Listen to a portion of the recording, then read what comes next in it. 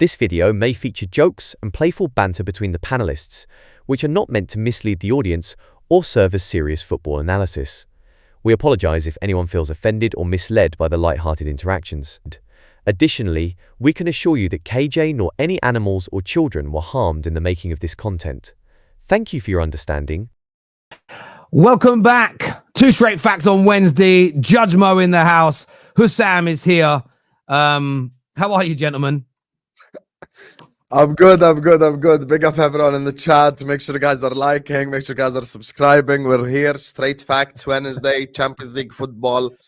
Incredible scenes of glorious emotion. And we're here. Big up everyone in the chat, man. We are here. And yes, absolutely. Another Champions League day, which we're all excited about. Last night's review. Some big takes online to go into.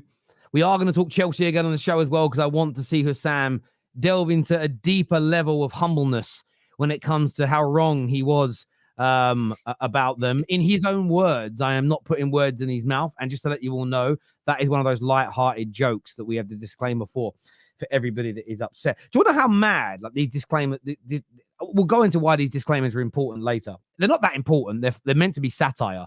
I've actually had people messaging me saying, oh, are you in trouble with, like, the law? Is that why you've got disclaimers? I'm like, how do people not see it's satire? I don't know, but that's just me. Husam Wizzy. I don't get it. There you are. You sound like Hugh Wizzy is what you're saying, but Husam Wizzy. Yeah. Is that the joke there? Maybe. Big up Hugh Wizzy, by the way. Legend of the industry. Legend of the industry. Big up to the TFT in the community. Big up to yourself, Jamal. You absolute legend. You're here on every stream, so I got to love that. And yes, we're late. We're late because of me. I got caught in some really horrendous traffic. Barely any signal on my phone. It was out in the boonies. There was literally nothing I could do. So apologize for being late. I had all these guys waiting backstage for me. Sam. Yes. How do you feel? How do you feel? How do you now feel about Chelsea? Because before the game, I know we spoke about this Sunday, but I want to go into more detail. It was going to be their funeral. Enzo Maresca was going to be exposed. Their players were going to be exposed. By the end of it, you had your tail between your legs. I think you did an apology video. I think I saw a screenshot of it. I didn't watch the content. I'm very sorry. But how are you feeling now a few days later after the Chelsea humbled you? I mean, listen, I'll be honest with you. I was wrong about Chelsea. 100% I was wrong about Chelsea. I feel like after watching it firsthand at Anfield, I was like, listen, these guys aren't actually shit. And I think they have a lot to be excited about for their future. And I can say it now after we've played them, because what I was predicting pre-game versus what actually happened is two completely different things. I watched the Liverpool-Chelsea game, and I was sat there in the 90th minute mark. I was actually happy that the full-time whistle went. And the fact that the full-time whistle went and I was happy, I was like, there's no way these guys are actually as mid as I'm making out to be honest with you. So I think Chelsea can get top 4 this season, and I think Chelsea will get top 4 this season. I think the real true challengers for that is Newcastle and Aston Villa. No disrespect to your club or to Tottenham Hotspur. I don't think you're gonna get it at the end of the day. I think those are the two that are fighting for the top 4 alongside Chelsea. And look, when I saw Lavia play, I was like, this is the best midfielder on the pitch. It was obvious he was the best midfielder on the pitch. I think he was the midfielder that was worth 100-something million. He was just unbelievable.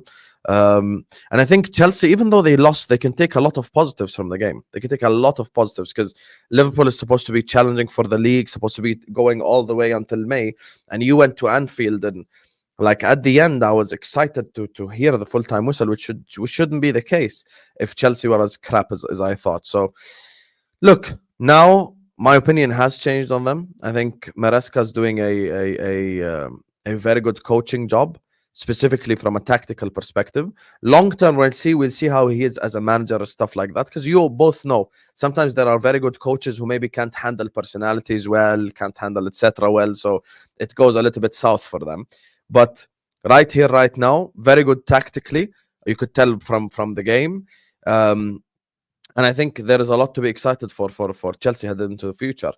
The one thing I will say, though, is if they do want to take the next level, like headed into the future, the way that they operate in the transfer window must change. And I said this as well on the Terrace thing. I was like, listen, don't go this summer, buy some random 16-year-old goalkeeper and go like, oh, here you go. We've bought a goalkeeper. No. You have to sign someone of experience, someone of a level, someone who's really good. And I think with them, they should be excited about their future. And this season, I think they're going to get top 4 now. I'm convinced of it, to be honest with you. Now, I hope after I say all this, imagine they go lose to Newcastle next. I'm like, bro, I was...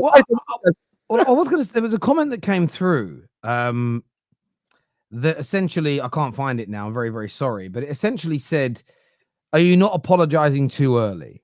Now, disclaimer, this isn't me making a statement. This is me reading the comment. But are you not maybe apologizing too early?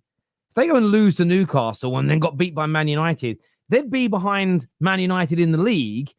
And maybe, do you get where people are coming from? Do you not feel that you're apologizing too early? Or have you seen that even if they lose those games, there is still a lot of light at the end of the tunnel? Yeah, this is the thing now. This is where, like, this conversation, I'm like, okay, I can tell there's obviously a difference. When I saw them play at Anfield, I was like, okay, they're actually a very good side. This is my thing. Like, when I saw that at Anfield, and I watched them play, I can tell that this team is going to make top 4 just from the way that they play, the way that they operate, the way that they, they play on the football pitch. That cannot be a team that finishes behind your club or behind Spurs or whoever. Like, I just don't see that scenario. And that's no disrespect to Man United. That's just how I see it right now. Like, the way that they played in that game, is that a team that's not going to get top 4? No, I think that's a team that will get top 4. Now, have I apologized too early? Possibly. There is 100%, there is a chance where Chelsea lose the next 3 games and we're all sat here talking about how crap Chelsea are, But the way that they operate right now, you get me? I have to say that they are going to make top 4. That's what I honestly believe. The way that he worded it in the beginning when he said Chelsea humbled Husam. Do you feel humbled? To be honest with you, I don't think I'm going to say I'm going to feel humbled, because humbled would have been if they beat us. But okay. I think I got it wrong in terms of opinion. You changed your opinion based on 1 game on Chelsea. That's it. You didn't see all season that they looked okay. You didn't see all season that they were okay. No, because they had bad performances as well. Everyone has bad performances, but you can definitely see that the progress from the way they played, how they set up, Enzo Maresca. Bro, I literally said that I know that Arne Slot is top of the table and everything, but what job is harder? Coaching this new Chelsea team, young team, or being Arne Slot and coming to a ready-made team? All you had to do is that maybe had Gravenberch as a DM, which is, I have to give Arne Slot massive credit for, to be honest, to developing Ryan Gravenberch in that short time. But also, Enzo Maresca is doing a very, very good job. He's doing a very good job, same as when Emery came to Aston Villa. He turned it around very soon. But anyway, I don't think you were humbled. At the end, you won the game. I actually think Lavia was very good, but the best midfielder on the pitch was, without a shadow of a doubt, was Curtis Jones. He got a goal, he won the penalty, and also shut down the best player in the league in Cole Palmer. So he did both aspects of the game. Gravenberch and Caicedo were good. The game was very, very balanced. Lavia impressed, but I need to see Lavia again. Lavia, and I'm afraid of this, Lavia can be another Reece James situation, and Chelsea fans need to admit this. The guy has played 6 games for your club. I'm afraid the talent is undeniable, but I can't have a player in and out of the team because of injuries now. Enzo Maresca needs to manage this guy well. I hope he does. He subbed him out in the 51st minute or something. But this guy is very, very talented. He can be one of the best midfielders in the league, but he needs to be managed. Again, Chelsea in this game, we didn't speak about it. I wasn't to the match reaction. Chelsea really need to buy a center back in January, an experienced one. You need to buy someone who's 27, 28 years old and not something from Tosin's ilk. Someone who is going to make the difference. You have to break the bank and sign that guy. That will change the way you play. You look at how Van Dijk completely managed everything at Liverpool, led the team from the back, Virgil van Dijk. They need their Virgil van Dijk, bro. They need that guy that will come in and change the way they play. I'm hearing a lot of rumors about Bastoni. They're going for Bastoni from Inter. It's not Bastoni's not your guy. You need a different kind. No, but he's not their guy. This is not the guy that they want. I watch Inter, is my team. But why? Why is Bastoni not right for Chelsea? Because Bastoni's not a leader. He has way more experienced player next to him. Bastoni is great on the ball. He's a very, very good defender in the back three. He's left-footed as well. So he's similar to Colwell. They need the leadership. They need the Thiago Silva, but 10 years younger, Terry. Bastoni has way older guy. De Vrij next to him. He has Pavard next to him. He's the young guy in our defense. They need the old guy. They need the guy that will lead the defense. I don't know who. I'm not a scout. I said that many times. But they need that guy. This is my opinion. You have Levi Colwell. Yes, he lost his head. He's still young. But the Bastoni and 22 at Inter used to make lots of mistakes. By the way, he used to be very good going forward and on the ball. But he's learning. Levi Colwell can develop to be that guy. Right? Levi Colwell has the talent. They need a Van Dijk. You need someone that will come in and lead the whole team. Even Malo Gusto makes mistakes. You know, everyone makes mistakes. They need a leader. Who's that leader? I don't know. I don't know who's Van Dijk. There's not a lot of Van Dijks in the world. I don't know who, but they need a center back urgently. Urgently, they need a center back. But Enzo Maresca, maybe the one guy that can help Chelsea was the former Chelsea player, but he's unattainable. Rudiger. Who's that? Maybe Rudiger, but they're not going to get. Rudiger is not going to leave Real Madrid now with the Champions League to go to play in the Conference League. With all due respect, can I throw one out there? Can I throw one out there? Now I know he's young, but could a big money bid? Could they get Saliba off Arsenal? Could if they walk up to Arsenal and say there's 120 million pound, 130 million, 140, let's not pretend that Chelsea wouldn't spend it. We know Clearlake and Todd Bowley will spend whatever it takes. How much would it cost to get him out of Arsenal's team? Because for me, if you add a William Saliba to this Chelsea backline, they go up another level. Forget the mistake he's made in the last couple of games. I've seen the greatest centre-backs in Premier League history, you know, from Sol Campbell to Terry to Vidic to Rio to Stam. I've seen them all have clangers. So I can ignore those moments of poorness. They need to go and find someone of William Saliba's level or above. It needs to be that level, in my opinion, because I just think about all the teams that win the major trophies. They all have goalkeepers, centre-backs, central midfielders, strikers. Some teams have fucking all of them at that level. And they need to be aiming at that. Now, it may not be Saliba. They probably can't get Rudiger away from Real Madrid. I mean, what's Van Dijk doing if he leaves? Nothing. I'd assume he'd probably go to Barcelona. Well, again, Chelsea, make an offer. Make an offer. I doubt they'd play for Chelsea. Yeah, but make an offer he can't refuse. No, hold on. No. There's a difference between Saliba and Van Dijk. Terry, okay, Husam, there's a difference between Saliba and Van Dijk. If Liverpool don't offer Van Dijk the money he wants, the money I think he deserves, you know, Husam, how much I rate Van Dijk. And if Chelsea come in if Chelsea make Champions League football this season, right? Now they're going to go, number one, we spoke with Chez yesterday. I think he mentioned something about everyone gets 30% increase in wages. That means the wage will increase automatically. So now they can offer Van Dijk more money. I actually think, why not? If FSG are going to be so cheap like they've always been, and they aren't going to offer Van Dijk a 3-year contract with the money he wants, Chelsea come in, offer him more than Barcelona. Barcelona has issues with players. Chelsea offer Van Dijk a 3-year contract, massive money. Why not? Chelsea and Liverpool, yes, the rivalry, Benitez and all the stuff that happened back in the days of Mourinho. But there aren't rivals. I don't think like Van Dijk will play for another Premier League club. I don't think Mo will play for another Premier League club. Maybe not. But the point I'm making, probably be Spain, something like that. I'm throwing out names, not that they are necessarily attainable, but I'm pointing out the Saliba one is crazy. The elk. He's pointing out the elk of players that Chelsea should sign. And what it's going to take. There is no top centre back in the world. You mentioned Bastoni, internet fans will give you 110 reasons why it can't happen. You mentioned Rudiger, you mentioned Van Dijk, you mentioned Saliba, you mentioned all these defenders, and you were going to get a litany from everyone. You're going to get a litany from all the fans going, can't happen because of these reasons. Well, that's not how the fucking transfer market works. Maybe on a couple of them, but if that's the way the transfer market works, we never would have seen big players switch from one big club to another. And let's not pretend like it hasn't happened on a very regular basis. What Chelsea need to do, and it's more of a message to Chelsea than it is the clubs I'm mentioning, to go up that next level now, the 150, 200,000 pound a week limit on player salaries must stop. What can sometimes happen to a team, and I think Chelsea are heading in this direction. Arsenal went through it 2 years ago. I think when they signed Zinchenko and Jesus, that season, the scary season as I refer to it, their improvement was so rapid, they were almost ahead of schedule. They almost ahead, a lot of people would admit to that.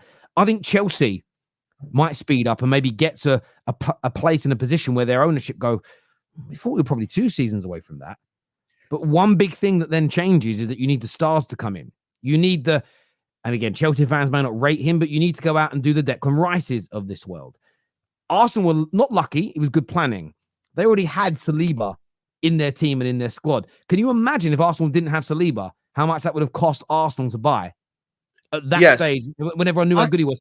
But Chelsea are in that position, unless they've got a youngster of Saliba's level, unless they've got a top-class goalkeeper in their ranks already, unless they have a deadly number 9 in their ranks, they've got to go out and spend the fee, anywhere between 80 to 120 million each, and they've got to be prepared to pay the wages. If they don't do that, they're not getting that star. They could go out and look, Man United have gone and bought Lenny Euro. Potentially in 2 or 3 years' time, he could be another Saliba. He could be in 5 or 6 years' time a Van Dijk. But if Chelsea accelerate to a level faster than we expect, you suddenly don't have that 2 or 3 years for that young player to develop. And I think that's what Chelsea fans and their club have got to be mindful of. So the reason I threw those names out there was to throw the cat amongst the pigeons a little bit. Didn't do a disclaimer for that, but there we go. It's to make people think, readjust your minds. Chelsea this summer, if they keep improving the way they are, their summer transfer plans have got to be 250 to 300 million pounds on 3, maybe 4 players and big salaries to create a top-class to world-class core on top of what you've already got. Then you're ready to go and win everything, in theory. That's what they're going to need to do. They can't improve, but bloody hell, the win rates at 65%, 4th in the league, nearly winning trophies. What are you going to do this summer? We're going to buy another couple of 21-year-olds and wait for everyone else. Yeah, that was not a bad joke. No, you'll slow it down. You'll slow the progression down, and you don't need to. If they finish the season 6th and it's still up and down, then you can go, okay, well, maybe 1 star player and a couple more youngsters. But I just think they're going to be in a position where they're going to have to turn some heads, break the bank, and spend big. And by the way, Chelsea fans, this is all coming. I'm complimenting your club here. Please don't take this as an insult. I think you are. Some will say they're not ahead of schedule because they're going into their 3rd season under Clear Lake. But I'm talking about where we all thought they would be from the beginning of this season. I think they're accelerating so quickly into a very good team. And some will say, you can't say this after a loss. These are the same people that when Arsenal won last night, they went, yeah, but what about the performances? It's weird how we pick and choose. When I said enough is enough in the title, I'm going to probably say this again when it comes to the Arsenal section. But I am sick and tired of football fans talking out both sides of their mouths. Either be balanced consistently or pick a fucking side. Is it winning or performances? Because 1 minute it's all about winning. It's got to be about winning. And when teams win badly, it's, yeah, but where are the performances? Then you get the performances, but maybe you don't get the win that you want. Maybe you're a bit unlucky and you drop points. But this is a results business. And it's the same people chopping and fucking changing every 5 minutes around what's more important. For me, I think both are. But you can definitely look at moments in time on a club's journey and where they are at this particular moment, and it strikes me as strange. Chelsea's performances to me dictate consistency is on the way. But even when there's consistency, you'll have a little dip in form and then everyone will moan about performances again. But yeah, I think Chelsea are on their way up. I think Chelsea I'll tell you the 3 solutions for Chelsea from the Serie A. I'll give you 3 Serie A solutions. Maignan in goal from AC Milan. Then you go to Juventus, you buy Gleason Bremer as the center back, and then you go to Napoli and you buy Kvaratskhelia on the wing. Everything has been solved. All your problems are now solved. Because, listen, with Nicholas Jackson, maybe we can't trust him to get 20 goals, but we can trust him to get 15, 16. Those 15, 16, plus the 15, 16 that Kvaratskhelia will get you, Madueke on the other side, whoever on the other side is good, plus all the GA that Palmer gets. You add on top of that Bremer next to Colwell or Bremer next to Fofana, who's a very good centre back, and Magnan in goal instead of Robert Sanchez. Your problems have been solved, and you can now challenge for the English Premier League. That's what I honestly believe. Challenge next season. Yes, Can I yes, ask you something for it? but they need to have a window where there is no kids. Don't tell me Estevao Paez and come tell me challenge. Of course, no. no. Next year they're not gonna. Next year they're gonna buy ready players. To be honest, the thing about Chelsea is that I think they're good. They look very, very good, but everything depends on who you're gonna buy next window. The thing I wanted to talk about is that can they get a Saliba or something? Can they get a Saliba? Can they get someone from that ilk? I'm not sure. They need to find their own Saliba. To be honest. They're not going to find it in the Premier League. Might be Mark Gahey. I've said that many times. I rate Mark Gahey can be a very good leader at the back. But no, Mark Gahey is so wrong, Mo. Actually, I disagree with you. I think Mark Gahey is very good. He's going to take them to a league. I think Mark Gahey can be the leader of this Chelsea team for the future, 100% next season. I wanted to actually raise another point. When Terry said, can they get a Saliba? I know Arsenal fans will get triggered at this. I'm going to ask you a question, Terry. Do you think they can get a Saliba? Do you think they can get a player from Man City next season if they make Champions League? Even with the money? I mean, Chelsea. Would you think the same about a Man City player next season? Yeah, I mean, Chelsea can. Listen, the one thing I've been, again, we all chop and change opinions. To not be a flip-flop, I think you've got to admit you've changed your opinion and explain why, especially in our world of podcasts and stuff, like Sam did at the weekend. But the one thing I feel I've been consistent about, not just with Man United, but with Arsenal and with Chelsea and many others, just because they're not at the peak of their powers, hasn't stopped them from being an attractive proposition. They pay good salary, and you've got to, but they're still these brilliant clubs who football players have a desire to play for. And if by the end of this season you can really see that Chelsea have turned a corner, there's almost no player in the world who isn't attainable in terms of an attraction perspective. Doesn't mean Madrid will agree to sell Bellingham. It doesn't mean Liverpool would agree to sell, I don't know, who you're going to have left in the summer. Alisson, right? Doesn't mean that Man United would agree to sell Lenny Yoro straight away. But that's a very different conversation from, would Lenny Yoro be interested? Would Bellingham be interested in Chelsea if Real Madrid were prepared to sell him for a certain price? The answer is yes. Chelsea are a giant club whether people like it or not. And if the football is getting better, if the squad is improving, there is absolutely no reason whatsoever why Chelsea in the summer, if they pay the right transfer fee and pay the right salary, couldn't sign top-class players. I don't think... by the way, there's a certain group of clubs. I wouldn't say the top 6. I'll say the top 5 in the Premier League fit into this category, right? No disrespect, Spurs.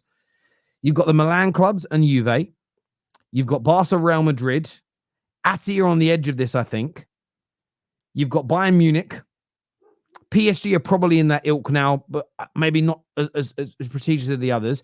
And even if the money was suddenly in the Eredivisie, Ajax would have this as an example. If the money was in Porto, Benfica would have this. There are certain clubs whose history, their achievements and their prestige, they're just there.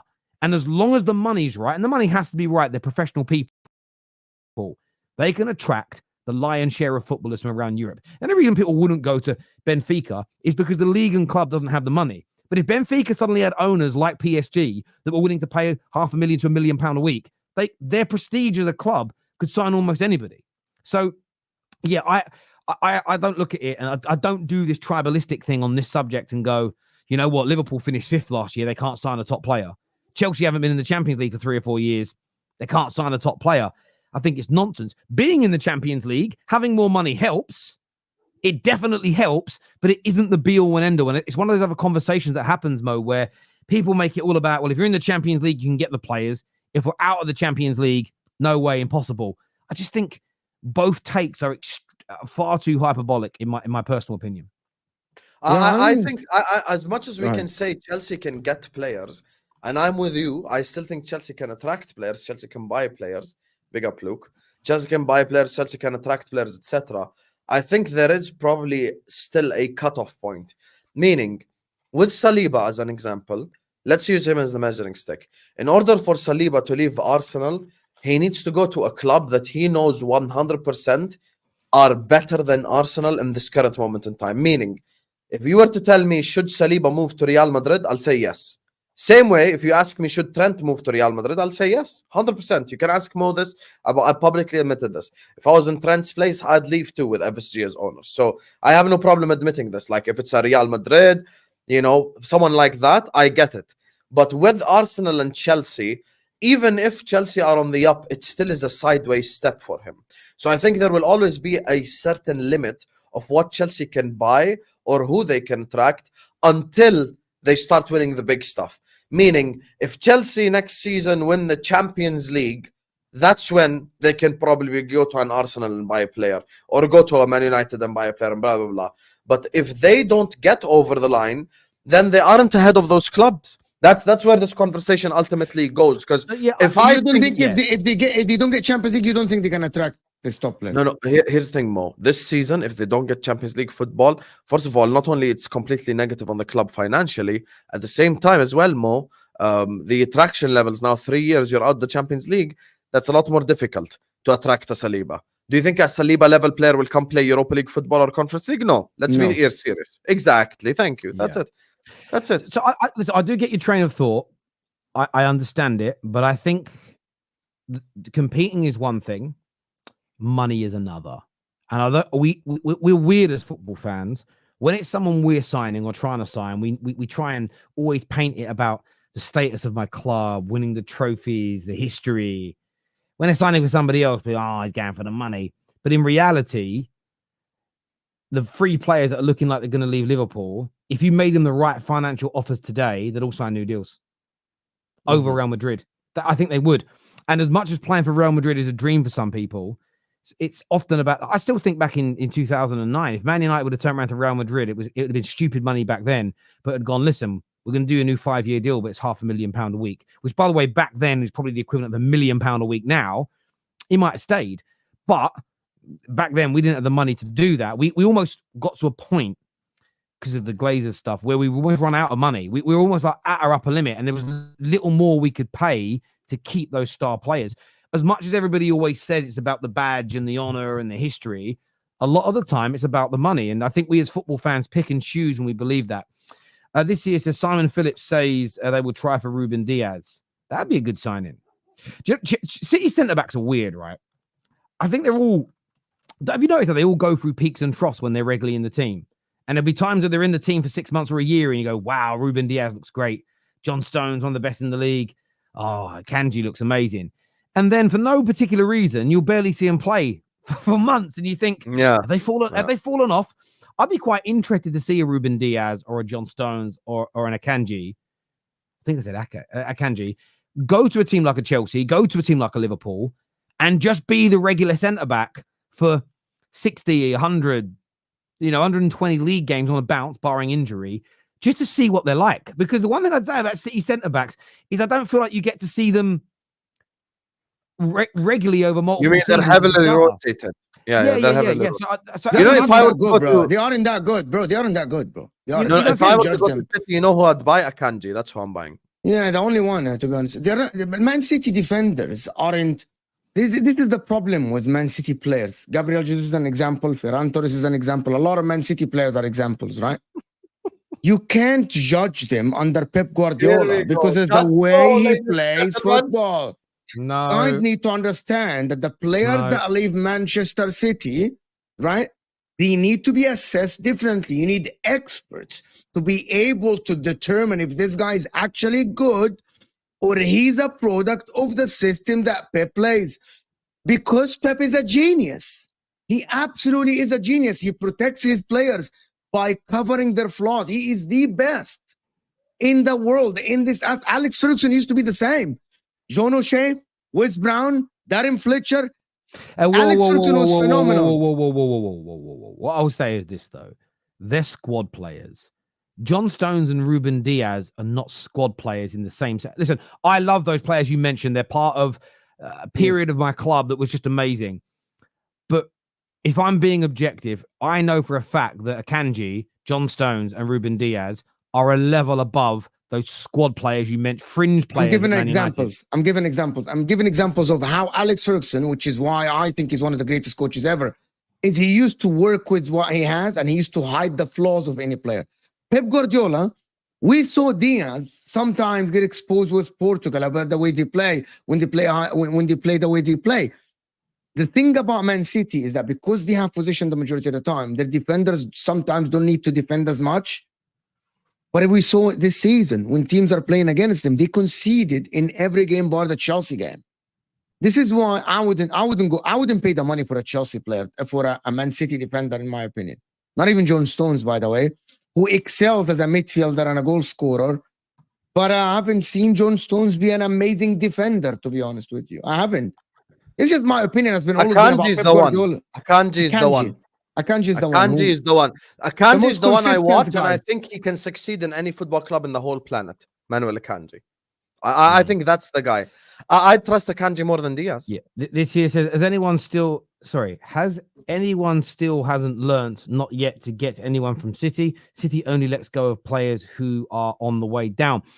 There is an element of truth to that. I mean, typically speaking, Barcelona do the same thing. Typically speaking, typically speaking, Bayern Munich do the same thing with anomalies. You know, Ryan Gravenberch could be an anomaly, but there's a difference here. What we're not talking about.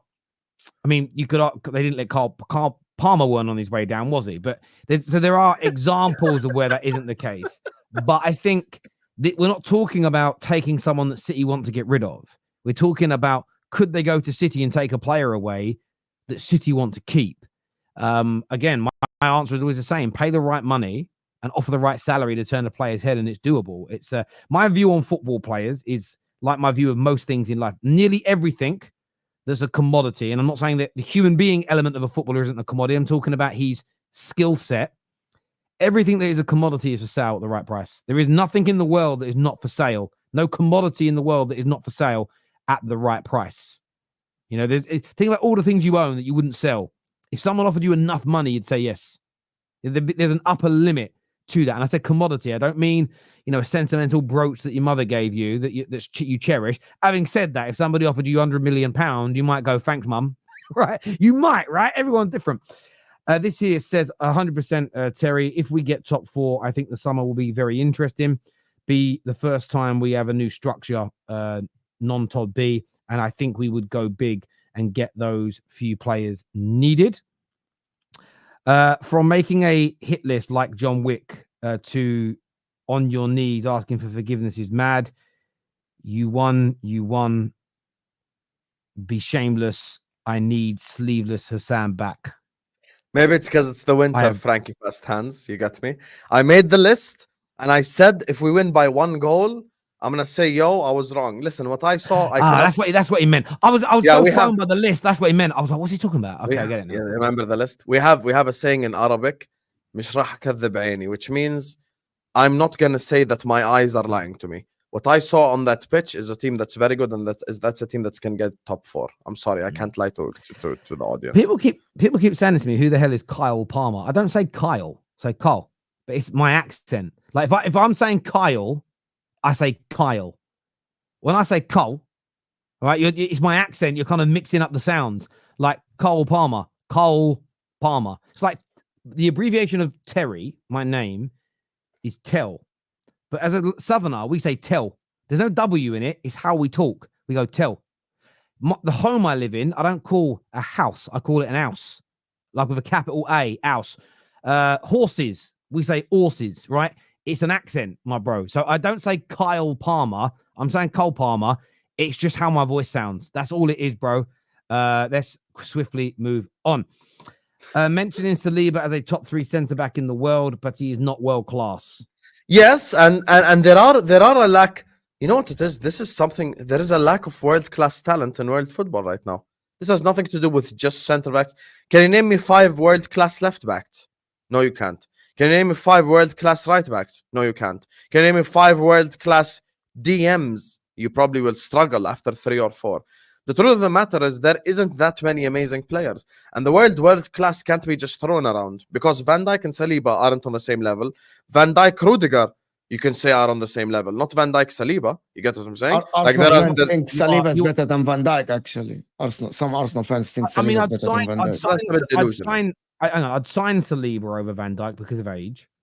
But to say that, yes, but on a level, I don't see Van Dijk as clear of him anymore in terms of there isn't clear blue water between the two.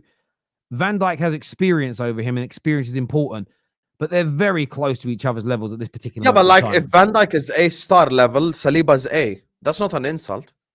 Yeah, but you were saying different. I don't think an A and an A-star are completely different levels of A-star is the world-class level, so he's... Yeah, okay, but when someone says on a different level, if I think about someone getting a grade at school, I think A-star, B-. You're talking different levels there. No, I'm not going again, that far. No. But that's the thing with our words, because what you say it, and in your head you might think A to A-star, but the way you say it, I might think, okay, no, an A, you're comparing an A-star and a C. And that's why it's important to have the conversation. Yeah, that's why put something out there. I don't think Saliba is going to catch Van Dijk within the next 3 years. Like, if I have, again, I'm going to repeat the same thing I said before about Salah and Madueke. Let me put it. Catch him how? Level-wise. I'm going to give you an example. Okay. If my club tomorrow has a 3-year contract on the table, 3-year contract only on the table, and you offer me Saliba or Van Dijk, I'm giving Van Dijk the 3-year contract. For the next 3 years, if I'm signing a centre back for my club, I'm signing Van Dijk. Especially maybe later. In Italy, I get it. In Italy, it's slower. It's even not in physical, England, by the way. It's not as intense. Well, you can't give that opinion. You don't support an English team. You don't know. Ask Husam then. Maybe ask him. He supports an English team. Well, he's biased. Of course, he's going to say Van Dijk. I'd give Van Dijk. I'd give Van Dijk the 3-year contract. That's it. By the way, I don't think people realize how good Van Dijk is. And I know how good he is. No, but he's a centre back. He can definitely play 3 years. The way that modern... Listen, I'll be honest with you. I watched Inter Milan at Cherby, who's 38, was probably their best performing centre back in the Champions League final. I refuse to believe in modern football with sports science, with the way that football operates now, nutrition, everything, that as soon as a player hits 30, like 2, they're done. I don't believe that. I don't believe that whatsoever. I get that point. And again, I've never played Van Dijk down. I've bantered on occasions, but I've always said for probably the last 5 years consistently, the best centre-back in the world. I still stand by that. However, I wouldn't still take the risk. You are right, he might go on to be 38. But there's equally the risk that in 18 months, his body goes, no, bruv, and slows down. I would still go for the younger centre-back because I believe there is more chance of it. You saw when Casemiro joined Man United, and I know we've not been in a great space, that first season we all thought, he's well worth the money. A year later, the guy's he could barely move. And we have sports scientists. So, I'm not slagging Van Dijk off.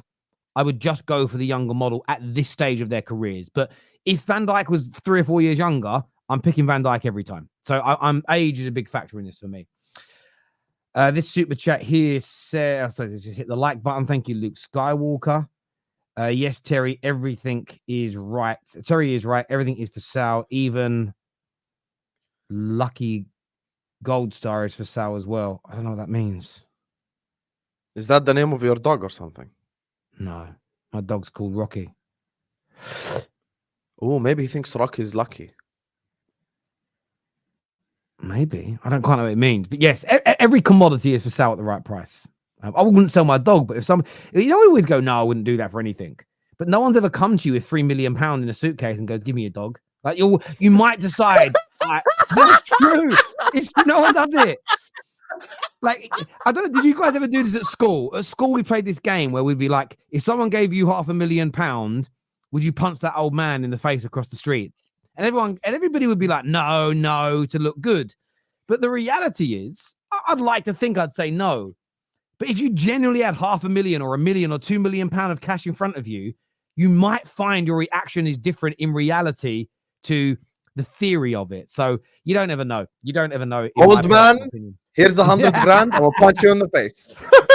this is the thing. I'm not saying I would do it, but I'm not going to categorically say there's no chance that if the money was really there. We've seen celebrities, right? When money gets involved, the shit they do, the shit they don't do, the shit they don't say, the things they cover up, right? Money changes people in that regard. So I've never been lucky enough to have that kind of money, but there we go.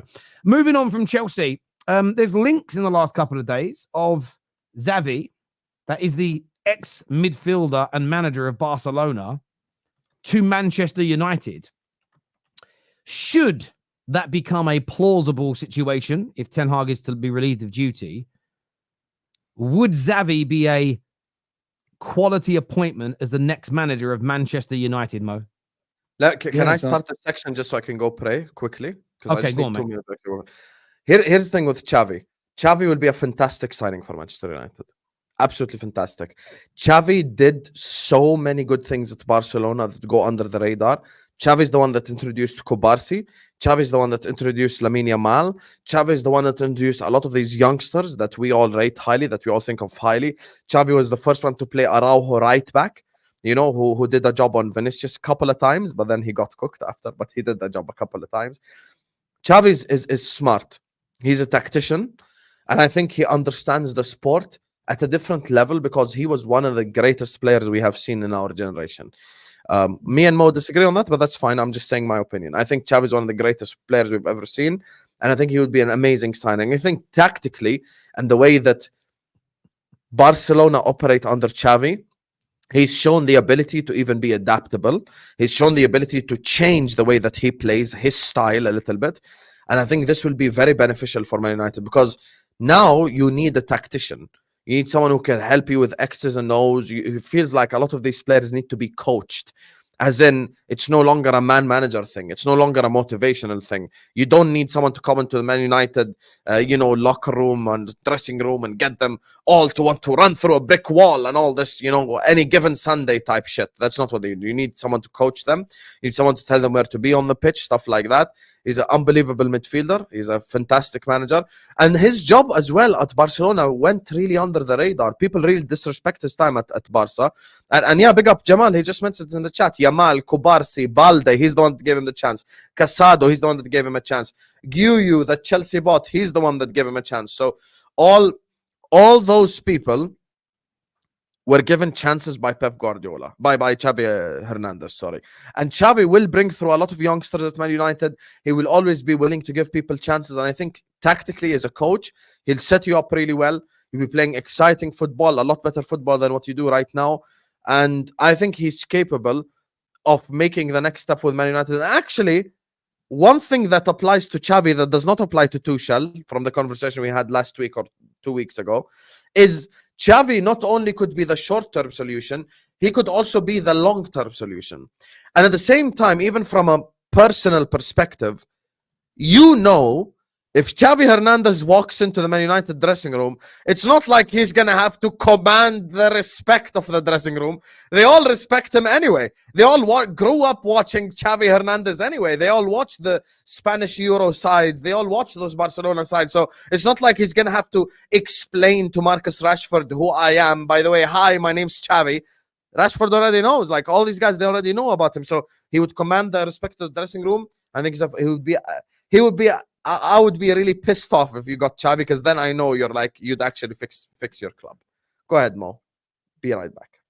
No, I think Xavi will be all right. I'm just afraid of the personality. He was a whiner though on the touchline for Barcelona, but he's a winner. He won with Barcelona. Something tactically, I think he's very, very good.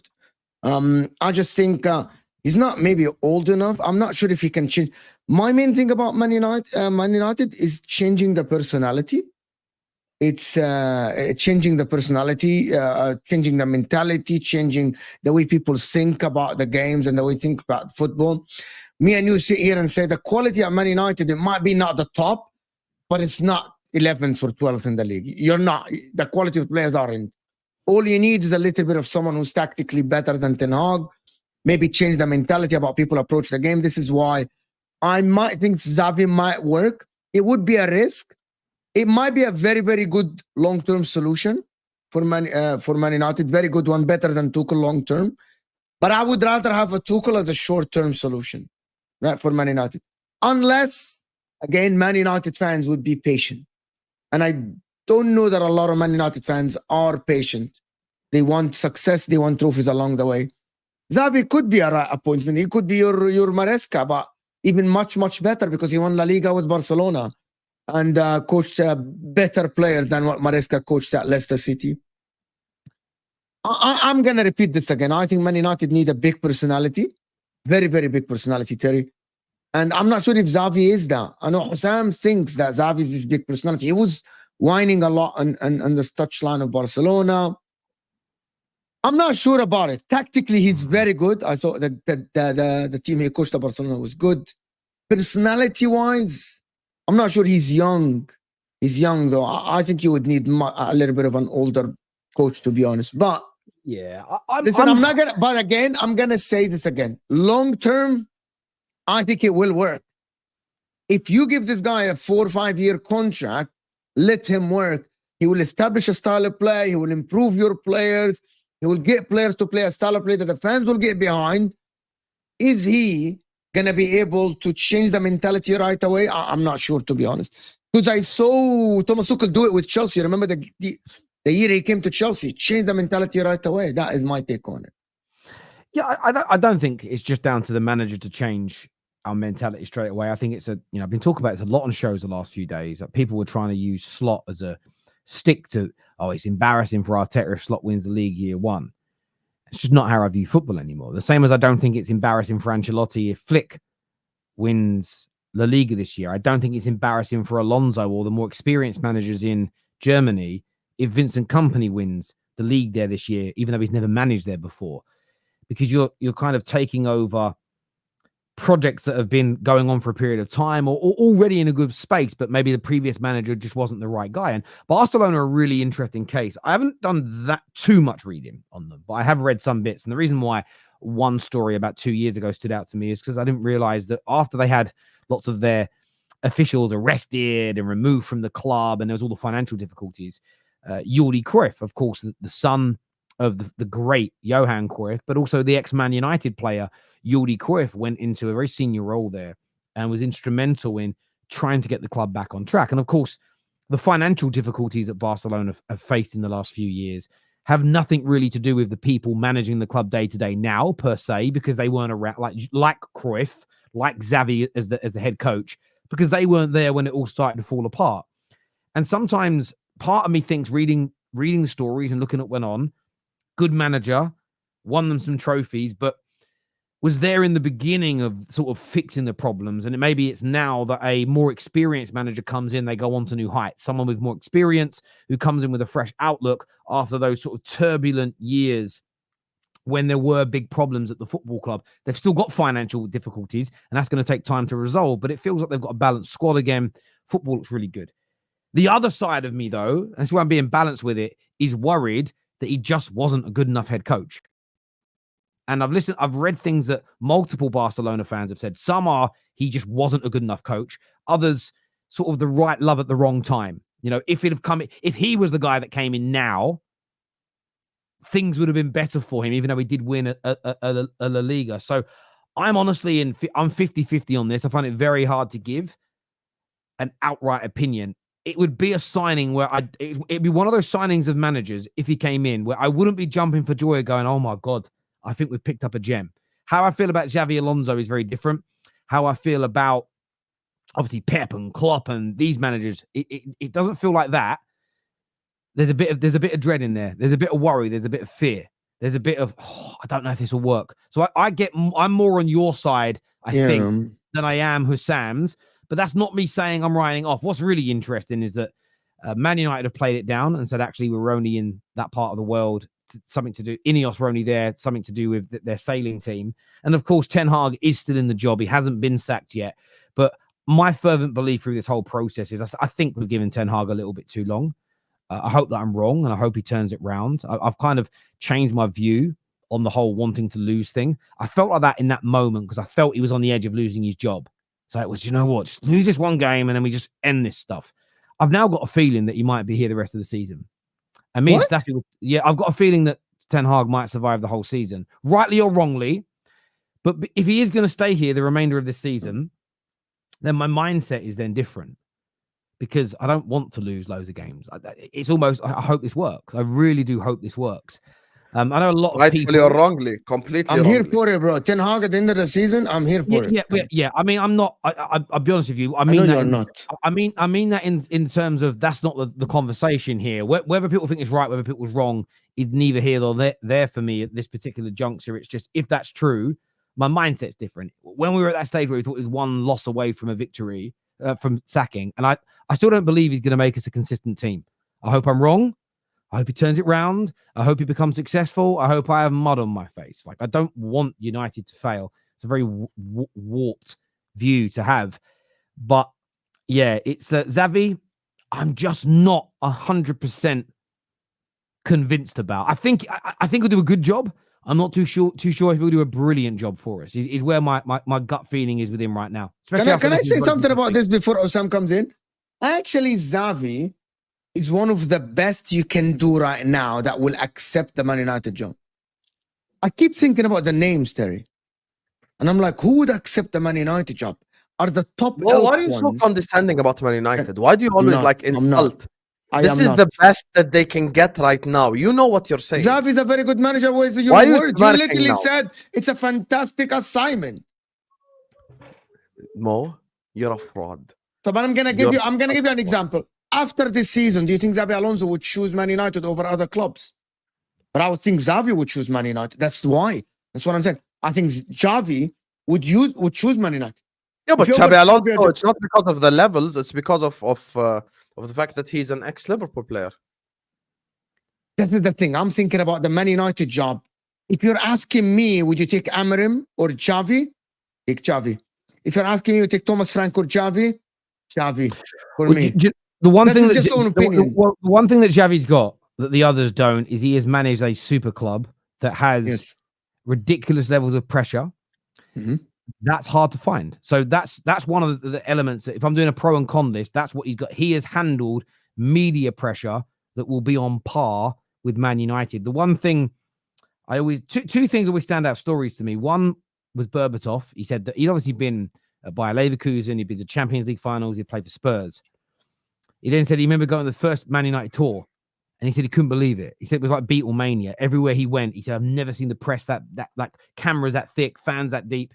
And David Moyes said it. He thought he was ready, and then he joined Man United, and he realized this is. I think he said he had more requests for interviews in his first week as the Man United manager than he'd had, like through his email address, than he'd had for like the last 5, 6, 7 years combined as the Everton manager. And he just said that almost the pressure of that was so daunting, it kind of shrunk him. So that area, I think, would be would be a positive. This is a question, Terry. Would you take Emery over Xavi? Yeah. No, I wouldn't. No, Terry. I wouldn't. Yeah. I You're wouldn't. so much better You know than why? Terry. Because he's walking to the same place. He would be walking to a similar place to where he walked to Arsenal, right? And there was toxic environment a little bit. The fans are restless. You know what I mean? The fans are waiting for the trophies. The fans are thinking, this is the guy that's going to get us back to the top. And I don't think he succeeded to turn it around. So I would look at this and I'm like, well, maybe you should have. If someone should take Emery, a ready-made team can take Emery to give that a try. Wrong But a team like again, Man Mo. United now, no. A team like Wrong, Man you're United both now, wrong. it's too much risk, bro. It's too much risk, bro. You're both wrong. Unai Emery, if I'm the owner of any mid-table club or something below, I'm taking Unai Emery. If I'm the owner of any top club, I'm not taking Unai Emery. The highest level that Unai Emery should coach is Tottenham Hotspur right now, because he's managed 2 big clubs and he's failed at both. He failed at PSG and he failed at Arsenal. That's just the reality. By the way, people keep talking about bottling and Arteta's bottle job and blah, blah, blah. Emery, he's the guy that bottled the 4-0 lead away at Barcelona, the 6-1 game. Stop it. Stop acting like Emery was successful when he went to big clubs. He was successful at Villarreal. He was successful at Sevilla. He's successful so far at Aston Villa. I think Emery, if he manages a big club, I don't think he has the personality, the charisma, or the level required to be a top club manager. I don't think he does. I hear that. I think he deserves another shot, Osam. I think he deserves another shot. I think he deserves He does. But you know what? Let him have it at your club then. Yes, exactly. The other shot. yeah, I don't mind. No. if Inzaghi goes and you offer me Emery with a ready-made team out, I'm telling you, Emery's not bad. A ready-made team. I think I do get your point. I think with Man United, if the atmosphere isn't right, it could be history repeating itself. I love this super chat that says, "Keep your hands off Xavi." Someone just told us a minute ago that it's someone here just says it's pronounced Xavi, not Xavi. So Xavi, keep your hands off Xavi. Only Barcelona get to ruin the legacy of legends. Patrick here says United's next coach needs to be able to work under Ineos. Also, how does the squad need a change with that coach? Does this current squad suit Xavi? This current squad Xavi worked suits with the same no one. squad. Yeah. This Xavi, current that's the thing about squad Xavi. suits no one in world football. This current squad. Yeah, this current squad is a concoction of players together that makes no sense. This squad isn't built yet, so you're right. Ineos' squad isn't built yet, so it's where they want to move to. Johnny Sins, big up yourself. He says, how would Xavi be any different to Ten Hag, though? Didn't you listen? So where it's different is what I said at the beginning. Go back and watch my video when we announced Ten Hag. Even though now I'm at a point where I think he's got to go, what have I also underpinned that with? I don't think he is going to sail off into the abyss and never be back. I think it's highly likely Ten Hag goes to another football club and he's very successful in football. When we hired him, go back and watch the announcement video that we did on the terrace and listen to the words I say in that piece. That if Man United's hierarchy, and I'm talking the way we've done it with Ineos in the last few months, doesn't change dramatically, doesn't matter how good a coach Ten Hag is, he will fail because the toxicity and rot at the football club will eventually ruin him as well. That's why I don't directly blame him for where we are.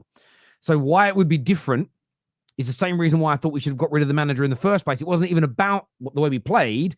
It was, I think, for a new regime, for a new board, for a genuine brand new rebuild, I thought we should have started that process off with a new head coach. I felt that the progression would have been slightly quicker. It looks like that may end up being the case, my friend. So I've explained that on the last 4 videos where Man United have sacked and or hired managers. And we're now in that space. We can, for the first time ever, if we get a new manager, my theory can be tested.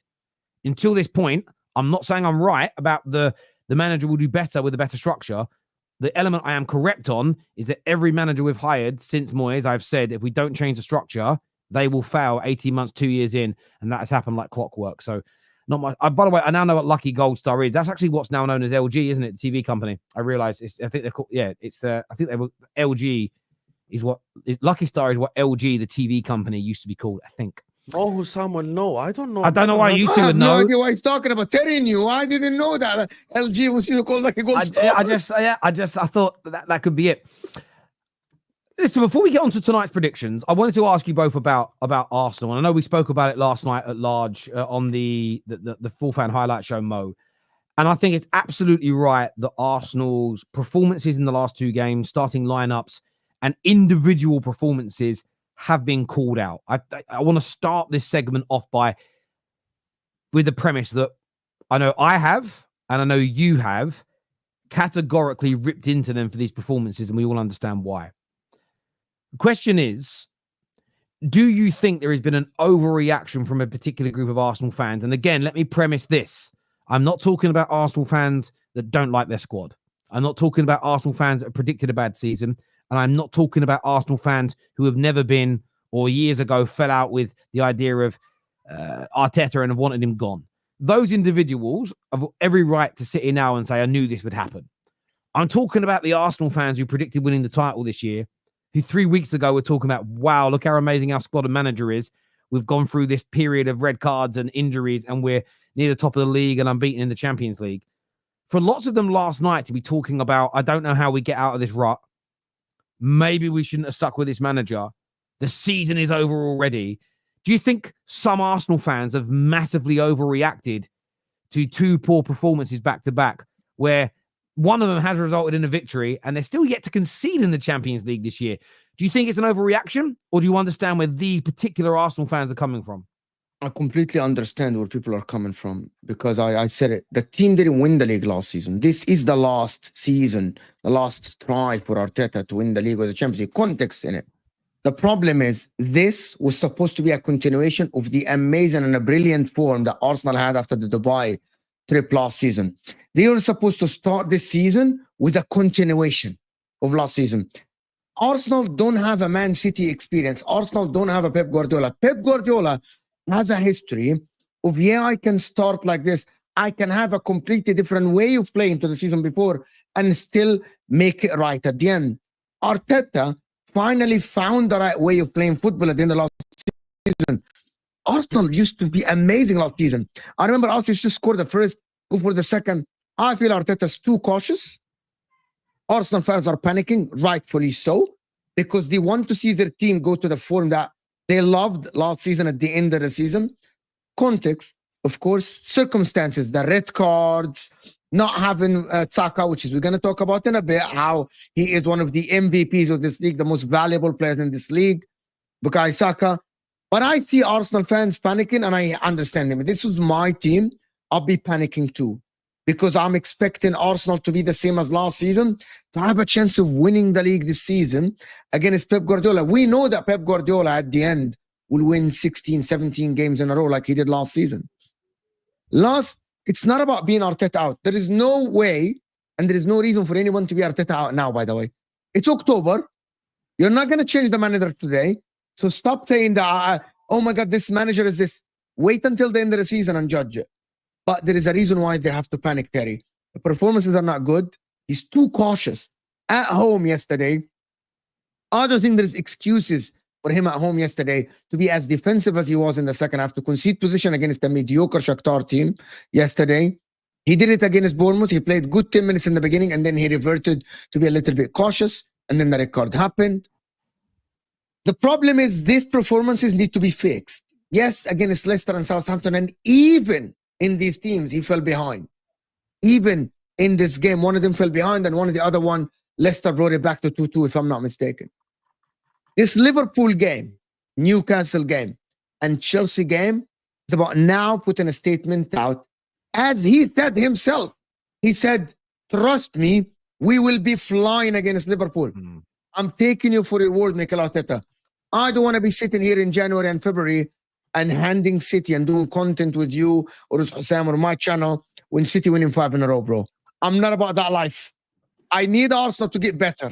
I need Arteta to go on a run and play good football. I see the panic. I'm all for it. Arsenal fans are panicking. He needs to start. It doesn't matter who he starts, Terry. I'm going to hand it to Husam. I need Arsenal to be the team that played at the end of last season. Or even the team that were on control, and Husam called them boring in the beginning of last season. Boring Arsenal, but in control, not leaving it to chances. Not leaving it to chances. They're leaving it to chances. Yesterday, Raya doesn't save, 1-1. The ball doesn't hit his shoulder, 1-1. It's too much of a chance. Stamp your authority, take control of games, revert back to the Arteta of last season, bro. What is this new Arteta? I'm defensive, I'm cautious, bro. What is this new Arteta, bro? Stop it, bro. Just go back. You have Shakhtar Donetsk is a team that Arsenal should be beating 3-0 even without Saka. They should be dominating the ball, dominating the chances, having a much higher XG, destroying them. And the way that game ended yesterday, I was like, Arsenal are playing like shit here. They are. Arsenal are not playing well at all. And I think in order for Arsenal to improve, they need a little bit of risk taking. They need to take risks. And I think there isn't enough risk taking in the team. I do agree now. Once and for all, you see why I always back Bukayo Saka in the Foden debate or in the Palmer debate or in the whoever debate. Because Arsenal are not the same without Bukayo Saka. He's their chance creator. He's the guy that scores goals. He's the guy that does everything. Now, these last 2 games have shown the importance of Bukayo Saka. The reason why the warning signs are there for Shakhtar Donetsk is the following. When it comes to the Shakhtar game, you expect someone with Arsenal's quality, regardless whether Saka's there or not, to perform at a high level. Like, I'm tuning into the game and I'm doing a watch along and I'm thinking, okay, Arsenal here gonna win 3-0, gonna win 4-0, gonna destroy Shakhtar Donetsk, go into Liverpool with a win in their hands and stuff like this. The fact that David Raya had to make a save from Pedrinho at the end to stop it from being 2-0 to 1-1 in the end of the game. This is bad signs, massive bad signs. And performances do matter. I remember what you said at the start of the stream, Terry, with the performances and the results. Performances do matter. They performed like crap even though they won. That's just the truth of the matter. Yeah, look, listen, I think that. So I could hear a voice, a man's voice. Me too. See me. Same here. No, it's something my kids are listening to on an iPad. I was like, who the hell's that geezer in my house? It's not. It's on their iPad. So look, I think it's on some kids thing. Probably Blippy. But I think, like, I get where you're all coming from. The bit that's frustrating me, again, people that have doubted Arsenal, people that don't rate them, people that don't think Arteta is a good manager, I have no qualms with them being frustrated or even potentially gloating at this particular moment. I don't actually think any debates have been finalized. And I mean that in the sense of one of the reasons why, if I remove myself as a rival, take everything else out of the equation, this season, one of the reasons why I'd love him to either win it or not win it, just in terms of either way, is to, and then maybe he leaves if he doesn't win, is to end the debate as to whether or not Arteta is good enough to win Arsenal, good enough right now in his career to win Arsenal a major trophy again. Because everybody likes to jump on the bandwagon and say, I was right too early. And what I mean by that is, I knew he wouldn't. I've heard some people tweet and I've seen some TikToks where I told you guys he would foul this season. He hasn't fouled yet. He might foul, but he hasn't fouled yet. Equally, if they beat Liverpool this weekend and play well, you get the other side of the argument go, so I told you he's the man. Well, you don't know that either yet. Yes, you both kind of made your feelings clear, but the answer isn't in. And I don't like the way everybody tries to, well, I've always been right about him. Well, no, you haven't. You haven't. You know, I've got a good friend of mine who always says in our group chat, our friend group chat, I always told you this guy wouldn't achieve anything for us. I'm like, yeah, but you also told us that he wouldn't last more than a year. You also told us that when he got rid of Aubameyang, it would fall apart. You also told us that he would never get you into the Champions League. You also said you'd never be in a title race. When you made it into the title race, Phil, you also told us that he wouldn't repeat it. Yes, your overarching opinion he wouldn't win the Premier League is still true, but all the other elements of your prediction have already been proven as wrong. And I'm just a little bit, looking at the Arsenal fan base debating this, I find it really sort of weird. It's like every other week, because of a victory or a loss, they're claiming victory over a debate that hasn't fucking ended yet. We haven't got to the end of the road yet to see whether or not it's true, just in football in general. But it's these fans that do this flip-flopping. So if you're someone like me who thinks that results and performances need to be discussed in tandem, there are some games where you don't care about the performance. You know what I'm saying? Cup games are very much like that. You just want to win them. When I go away to Anfield, I don't care if we're the best team or the worst team there. I just want to win the football match. But some people pick and choose when performances matter and when results matter as a cornerstone of their footballing opinion. So you'll see people week in, week out go, but where's the performances? Where's the performances? Where's the sustainability? And then the team starts doing that, and maybe they don't get some of the right results, and they go, but football is a results business only. We now need the results. But then when you get results and you don't play well, you start moaning about the sustainability of it. And I feel like if you're going to be polarized on either of those subjects, at least fucking stick to it. At least stop chopping and changing every 5 minutes on those stances. That's the element that I find frustrating. But on Arsenal, Husam, I need to ask you this. How do you think they're going to do this Sunday or Saturday, whichever day is Sunday? I would assume it's Sunday, Super Sunday. Do you think they're going to do against Liverpool at home? Do you feel like the favourites? Do you feel like their fans are right to be panicking? Or do you agree with Mikel Arteta that come Sunday, a very different looking Arsenal will arrive to that game? What's your personal opinion, mate? I warn everyone listening right now, as soon as I finish answering, Mo will start to waffle. Listen, Arsenal are favourites. They're at home. They're at the Emirates, regardless of injuries. You are at home. We also have Alisson out from the game. We also have Jota out from the game. So those two players are very important players for us who are also out in the game.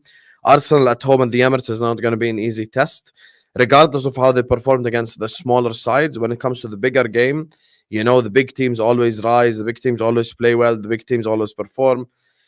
And for me, it's not going to be an easy game. If offered the draw right now, I'll take it, because the draw away at your title rival is a good result to me. So, like, I think it's a good result if we get a draw over there. It won't be easy. It's not going to be an easy game at all, and we have to be cautious. We have to be really cautious of being complacent and thinking, that obviously, listen, the fact that they don't have Saliba benefits us. Obviously, like the fact that they don't have Saka will benefit us as well. So those two things are important. But still, Arsenal away is not an easy side. It's not an easy team to go to, and it's going to be difficult. Bro, if Saka's not there, I think Liverpool are favorites. I think Liverpool are favorites to win the game. Saka's not there. Husam himself, who said that Mo Waffles actually on record said that if Saka's not there, he thinks Liverpool should win the game. Where did I say that? We were doing MHF. Get me the clip right now where I said and that. You said Saka, Odegaard, Saliba out. You should be winning the game. Get me the you didn't clip say right that? now. Get me the clip. I didn't say You're that. not gonna go. You didn't say that? No, I said I'd take a draw right now. You said you would take the draw from now, but you think if you go there, I gave you the percentages and you agreed. No, I was you're telling Hold everything on. you say your opinion. Hold on. I'm gonna give my percentages. Maybe it's okay, it doesn't matter. Just I'm gonna say if Saka doesn't play, Odegaard is not there. By the way, Saka, we don't know if he's gonna play or not. Saliba's not there. Even Liverpool, maybe without Jota, I don't know yet. We don't know. I still think that Liverpool 40% will win the game, 30% a draw, and maybe Arsenal will have 30% to win the game. I actually believe without Bukayo Saka, Arsenal lose about 30 to 40% of their attacking ability, if not 50%. And without Saliba, especially with Timber being out as well, right? Bro, Calafiori might be out. Ben White might be out. No, Ben White is in. That is a big injury list. It's going to be Kivio. I agree here. If Zinchenko starts against Mo, that's when... You've got to look at this, Sam. Liverpool, this season, have been the best team in the Premier League. You've conceded 3 goals. You look so controlled in games. This idea you haven't been tested, I think's done now. You've gone away to Man United. You've played Chelsea. You've had tough Champions League games. You've come out on top. You have been tested. Yes, you're away from home at Arsenal. But as Mo has pointed out, no Odegaard, their captain, best creator in their team. No Saka, probably their best forward in the team. No Saliba because he's suspended. Those 3 are a guarantee. You might then have Urin, Timber, and Calafiori out of this side. Plus, what you're not even factoring in is that the Trossards of this world and Morenos and all these other guys, they don't even look like they're in good form. So you are, in my opinion, the marginal favourites as of right now. So 23rd of October, 2024 at nearly 5 p.m. UK time.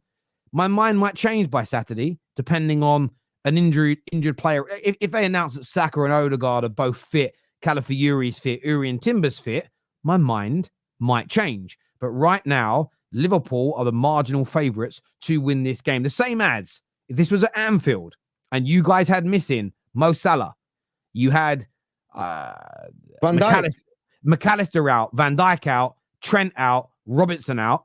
If you had all those players out and you've been poor in your last 2 games and Arsenal were playing how you were and were fully fit pretty much, I'd say Arsenal are the marginal favourites. This isn't about defending Arsenal. I am propping up Liverpool here because I think you're that good. I did a video earlier on today. I thought what Gary Neville said about you on Sunday was ridiculous. This idea that there's nobody thinks there's any chance the Liverpool team could win the league. No, Liverpool have, even myself, I said you'd be in the title race. They've even proven me wrong, I think, to a certain degree. This squad was still so much better than it looked in Klopp's last season because Klopp had lost his energy. Klopp had lost his motivation. He lost his drive. And the players fell off because of that. New top-class head coach comes in. And this is why people talking about Slot winning the league this year is an embarrassment to X, Y, and Z. No, it isn't. If Slot's that good a head coach, this squad is... We know for a fact your squad has at least got 4 world-class players in it. At least. How many other squads in the Prem have at least 4 genuine world-class players in it? City. Not many. City. So the idea that a new good head coach could come in and get this team, by the way, which squad in the last 5-6 years have won the most amount of trophies other than City in the league? Liverpool. So this sudden idea, and I just don't like this narrative in football. The reason why is I think it goes against it reminds me of the net spend argument. It's just bollocks. This Liverpool team isn't some shit side that's been crap for 7 or 8 years and a new manager's come in and transformed them. It's a very well-run club with a very good squad, probably better than we all gave it credit for in the summer. We've all got to hold our hands up to that, with what looks like an amazing head coach running it. To go to an Arsenal team in bad form with half their first team out, you have to be the favourites, my friend. You have to be. Yeah, but we went to the Emirates last season with the same exact concept scenario. We were headed into Arsenal, Emirates. We were top of the league. We were the better side. We were, and Arsenal were a little bit struggling at the time, and they still found a way to beat us.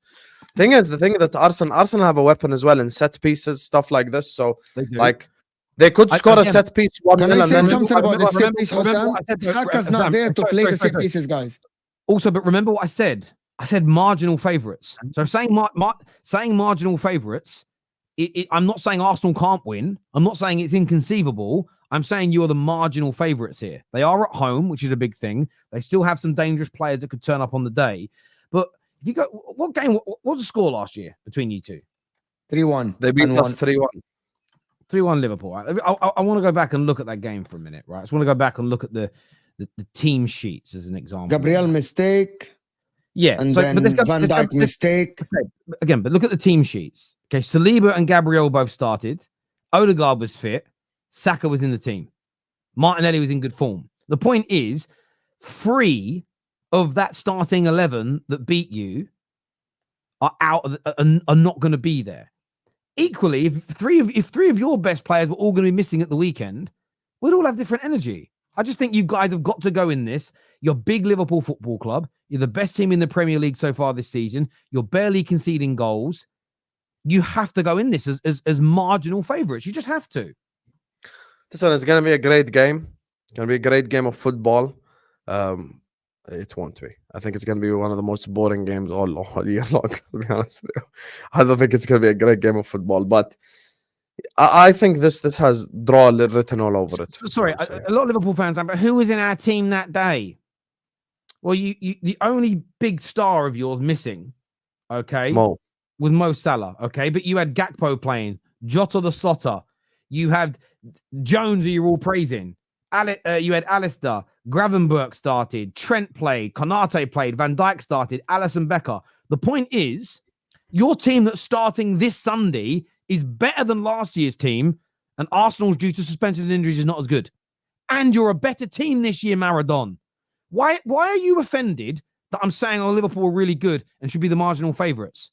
Is it because you don't want a fucking Disney story, didn't you? You want a fucking Disney story, Maradona. Oh my God, we went against the odds. It was men versus boys, David versus Goliath, and we pulled it. Oh, that's what you want. You're the marginal favourites for this game. You have to be. Come on, Maradona. Wow. That's what you want. Why Liverpool fan? No chess Liverpool fans this season. But anyway, it is what it is. No chess. Because we've seen this movie 4 times already. But when Arsenal haven't won the league, haven't won the league in 20 years. Sorry, they're saying that, but our players weren't fit. But you weren't the favourites last year. No one said you were. But the story's different this year. At the time, they did because we were top of the league. But if you were going into this, but no one. And that was Arsenal after West Ham and Fulham, by the way. You're forgetting the basic fundamentals here. No, all of us think, including you and every Liverpool fan watching, we all know you're better this year than you were last year. And we now know why. Yes, you had injuries and players missing, but your manager had lost his mojo. He had lost his want to be there. That's not a dig, his words. I have no energy left. And when your leader in any industry loses their motivation, loses their energy, there's always a slight regression. You guys are playing the best, most controlled football I've seen you play in years. You look almost indestructible defensively. You just went up against one of the best attacks in the league and only got opened up a couple of times. And Arsenal have their best players out, potentially 2 or 3 additional on top. To say you're not the favourites going into this game, in my personal opinion, is intellectually dishonest. And by the way, if I said Arsenal were the favourite, it's the same clowns that say, "Oh, he's glazing Arsenal again now." That's what would be said. But this game's ending 0-0. I promise you. No, by the way, that's not.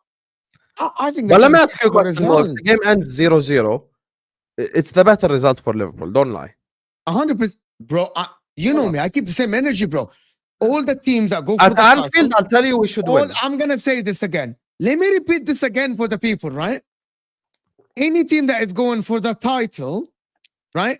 You go away to one of your title contenders, You Draw. take a point before the game starts and you walk away and run with it, bro. Let's establish this. Yes. I keep the same energy for all the big clubs. This is not Liverpool going to play, with all due respect, Man United or Brighton or Fulham, with all due respect. You know what I mean? This is Liverpool. What is wrong, Akhi? Why do you laugh? Because you're putting Man United in the Brighton category. I love it. Man United are less than Brighton now with Erik ten Hag. I'm going to tell you something. Some of the Liverpool fans going to Brighton away, they will take a point. If you tell them now you're going away to Man United, they will tell you no. I know it's rivalry and everything. Bro, Man United limited themselves to a point that Liverpool and Arsenal, no, we want to play Man United. Bro, Chelsea fans said we don't take a point from Man United away. We want to play the game. If you ask Chelsea fans, bro. But if the game ends 0-0, if the game ends 0-0, you'd be harsher on Arsenal than you would be Liverpool. No, I would say with the absentees, no. With the absentees, no. But you just said it's a good result for Liverpool, though. It's a good result for Liverpool and it's a good result for Arsenal because I'm expecting Liverpool, bro, without Saka, without Saliba, without Odegaard. I'm going to tell you something, guys. And I want Liverpool fans to tell me in the chat, can this be the last nail in the coffin of Arsenal's title hope this season from Liverpool? Pushing them away. Why are people saying Saka's back? Who's reporting? He's not back. He's not back. Bro, it's the same thing. Okay, listen. Igal said it on the Football Terrace and Terry was doing something, right? I think Terry was doing something. He's a pathological liar. I don't know what a pathological liar means, but he's a liar. I hated that he said that. Do you know why, right? He's not a pathological. I don't know what pathological is. People do this weird thing now. Managers sometimes play games where they'll say a player isn't fit when they are, and people are pathological liar. No, it's called managing. We didn't do it. It's strategy. I mean, managing morals, right? Managing morals. But I wouldn't even call it that. Why would you want Liverpool knowing Saka's back? So what you want is Liverpool preparing for Saka and running other drills where they're not preparing for Saka, so that maybe they're not focused on one thing. If you say, yeah, he's 100% back, Liverpool know exactly what to work on all week. That doesn't make you a pathological liar. It makes you it's strategy. Why would you imagine a business goes online and says to the world, including its competitors, this is our business plan for the next year and how we're going to grow. No dickhead would ever do that. Doesn't make you a pathological liar. I find that sort of on that particular subject. I find it such a weird take to call someone a liar. No, but also the problem is because he told the fans about Odegaard and then he changed and then he changed again and now Saka's good. Now Saka's not good. That's not the point. That's not the thing. Like, hey, Saka's back or not back. If Saka's not back, Liverpool absolutely have the upper hand because, and that proves one thing. Everyone and all you Chelsea fans, Liverpool fans, Man United fans that wanted to belittle Bukayo Saka and his importance. We have Ahmed on Al-Ahwa, pick up Al-Ahwa crew, saying Arsenal will not miss Bukayo Saka live on the air, bro. And we tried to say, are you trolling? And he said, I'm not trolling. Everyone now knows how valuable Bukayo Saka is for this Arsenal team. And we said it many times. Man City win without Foden. Arsenal are not as good. Without Bukayo Saka. But Bukayo Saka is so good to the point that it's not only about the assists. It's about even the style of play and the ability to move the ball forward, bro. In the game, for the people that say, but he only whips in corners, he just puts it in the mix. No, bro. Bukayo Saka is so essential to the way they play, and you have to admit it now. They couldn't even move the ball further forward without him. No, and you can see with your eyes. The proof's there. The lies, bro. The lies. The lies. I get that. For the people that are saying I shouldn't defend the managers for lying, look, I was a sportsman myself for a long time. There are times I do think. I remember being a kid, 15, 16. We used to have something called MSN chat back then. It's the only way we could speak to our friends internationally. Yes, I used that as well. So we'd be in MSN chat, or there was one that was on AOL. I can't remember what it was called now. But you'd be in there and you'd have people from Team USA and Team Canada and Team France, and you're in there. And they'd be like, oh, I heard you or one of your teammates had like an injury. How are you feeling? The French Open was 3 weeks away. And we'd lie.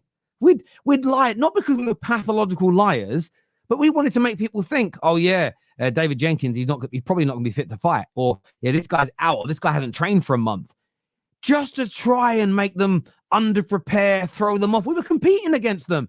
It's so normal. You know, boxers always do it. When you see a professional boxer building up to a fight and you see a photo of him in Burger King eating a burger, if you really think he ate the whole burger and fries and he didn't just put his lips around it to try and get into the mindset of his fellow opponent that he isn't taking training seriously, if you consider that being a pathological liar, I think you're being intellectually dishonest. Let's get through some of these super chats here. First one says, I really like Slot.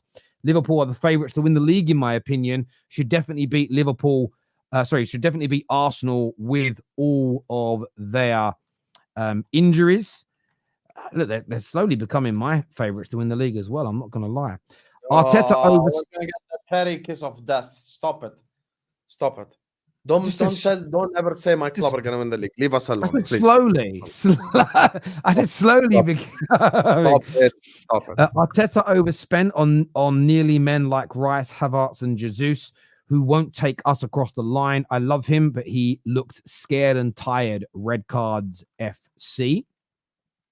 So I can't lie to you. If they do have if Darwin Núñez is running through on goal and Gabriel Magalhaes gets sent off, then we're gonna have to have a conversation about this red card thing.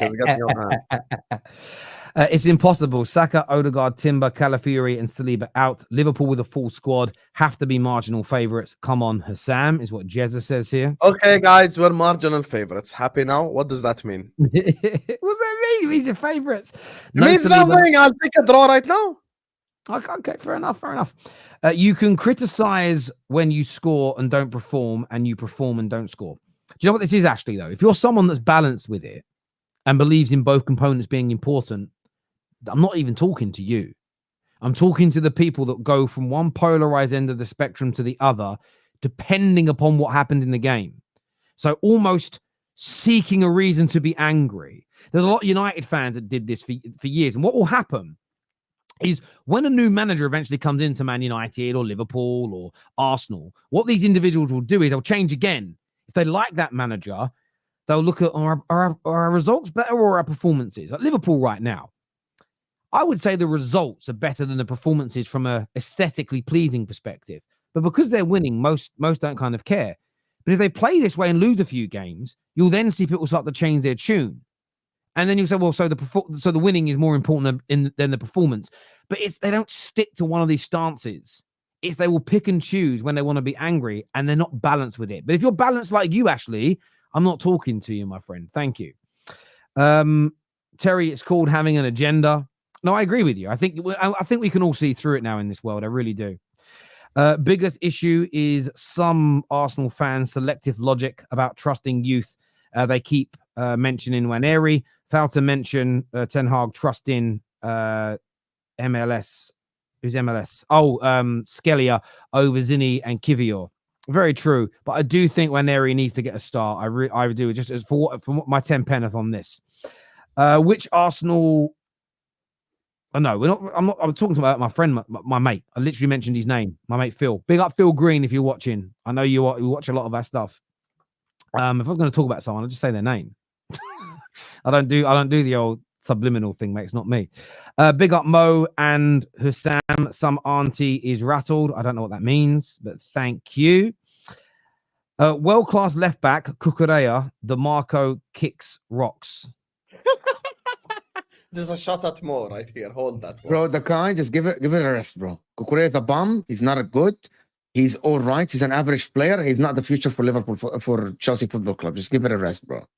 Give it a rest. DeMarco's a wing back. He's not a left back. DeMarco cannot play in this Chelsea team. He would absolutely suck. By the way, as a left back, you'll be exposed defensively, and he's not a left back. So this guy just messaged. Did I read the super chat already, Husam? No Saliba, no Saka. We must and should win. No, you didn't read it yet. You didn't read it. I didn't read it. There we you go. put it up on the screen, but you forgot to read it. I forgot to read it. There we go. Because the guy said, read my super chat, you fraud. And I was like, I swear I put it up on the screen. But yeah, must have I was checking. I there we go. The humility of Terry Fleurs. I can admit when I make a mistake. People say I can't. Big up Gregory. Husam, if Slot wins the Premier League, what does that make Arteta? I said the scenario from hell for the Arsenal fans is if Liverpool Football Club win the league. If Liverpool win the league, then they should sack Arteta the next day, unless he wins the UCL. That's it. Do you know what it means? It means that Slot's a better manager, most likely. It does directly. You can argue it directly impacts Arsenal because they haven't won the league. But equally, if he's a better manager, he's a better manager. The one argument that me and LB had yesterday, which the element we agreed on, is if Slot comes in and wins the league, it's not directly embarrassing to Arteta if someone's better than him. But who it's embarrassing for is all the fans of Arsenal that said there is no one else in the world better than Arteta other than Klopp and Pep, and they're not attainable, because that would prove that theory wrong. Lots of injuries, new players. Arteta is panicking. I hear where you're coming from there. And this here says, extremely upset with you, Mo and Husam Football. Why are you guys having to explain to anyone and defending your opinions? What's wrong with me challenging them? I don't need to explain to anyone, bro. What is this? I'm sorry that I challenged you two on the show today. I seem to upset someone. I don't know what to say. I'm allowed to challenge their opinions, am I not? Am I out of order? I'm sorry. Look, I'm confused as well. Does this mean I've got to do another disclaimer now? This is why I started the disclaimers, because people get upset when I challenge. Someone said to me earlier today, why do you police opinions? I said, how do I police opinions? And he goes, well, people give you an opinion and you challenge it, and that's wrong. I was like, can you imagine how shit content would be if we don't challenge each other's opinions? I was like, the world's getting weird. If that's policing opinions, the world has gone crazy. But there we go. Look, I want to thank everyone that's tuned into the show today. I appreciate it massively. To all of the super chatters, even the ones calling me out, thank you. Everyone who's hit the like button, you legends, please get it done if you haven't already. This video is going to take you through, which channel is it, boys? Mine. His channel. To Mo's channel. So go and subscribe to Mo's channel. Go watch Footy Judge Mo. I'm sure it's going to be a great show. So go across there, spam the chat, hit the like button and all that jazz. Remember, we're live after the games today in the Champions League. Liverpool, Man City both play. Inter, assume, play today as well, right? Yes. So we're live afterwards. So make sure you're back here around 9:30, quarter to 10. What? Inter play young boys. If they lose, we're gonna cook his ass. Oh, that'd be so funny. I'd love that. Come on, young boys. Let's go and beat Inter. Let's get it done. Oh, hang on. Not related to you, Terry. It's what happened in the morning. All right, if it's nothing to do with me, then fair enough. I thought it's to do with me. If it's not to do with me, then fair enough. Until next time, take care. Goodbye. God bless. And I will see, see you all again soon. Peace.